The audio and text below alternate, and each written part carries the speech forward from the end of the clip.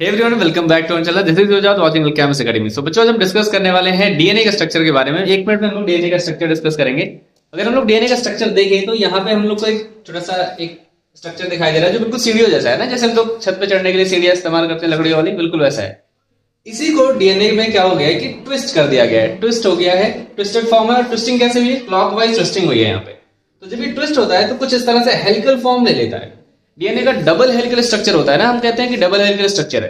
Helix का मतलब ये जो एक रॉड आपको दिखाई दे रही है इधर, ये एक आपका स्टैंडर्ड है, यानी एक बना हुआ जो लाइन आपको दिखाई दे रही है, या इधर वाली एक लाइन है। तो यहाँ पे दो लाइनें है ना, इसलिए इसे डबल स्टैंडर्ड बोलते हैं, है ना। अंदर की तरफ हम बात करें तो यहाँ पे बहुत सारी हमने येलो और ग्रीन लाइन का यूज किया है। ये बताते हैं आपके डिफरेंट टाइप ऑफ न्यूक्लियोटाइड्स, क्योंकि जो डीएनए होता है वो पॉलीन्यूक्लियोटाइड स्ट्रक्चर है यहाँ, है ना। अब हम इसके स्ट्रक्चर की अगर हम बात करते हैं तो जो इसका डायमीटर है, अगर हम इसको देखें तो यहाँ पे हमें 20 एंगस्ट्रॉम या फिर 2 नैनोमीटर का डायमीटर मिलता है।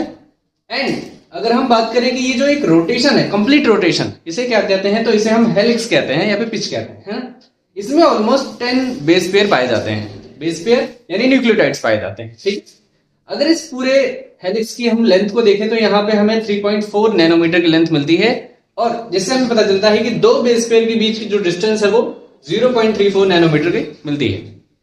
इसी तरह से जब हम हेलिक्स को देखते हैं, रोटेशन को देखते हैं, तो जो डीप रोटेशन यानी डीप ग्रूव मिलता है उसे हम मेजर ग्रूव कहते हैं। और जो एक शैलो ग्रूव मिलता है वो हमारा माइनर ग्रूव की तरह बताया जाता है, ठीक है। तो ये था complete structure of DNA. I hope कि आपको समझ में आएगा।